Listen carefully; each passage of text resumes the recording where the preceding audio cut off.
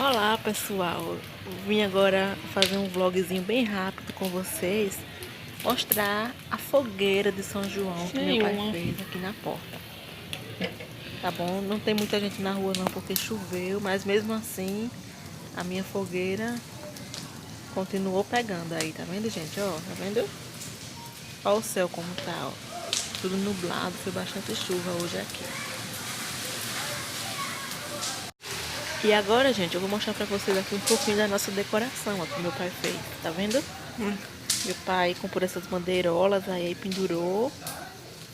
E esses balões aí ele encheu e colocou, tá vendo? Aí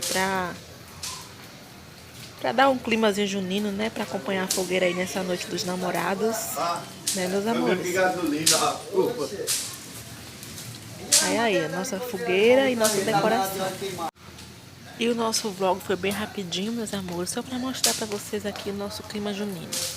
Tá um pouco desanimado, né?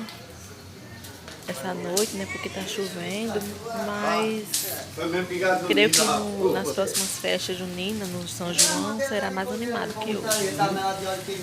Mais uma vez eu desejo um feliz dia dos namorados pra vocês. Deixa o like nesse vídeo e inscreva-se no canal. Finalizo agora com a minha fogueira linda.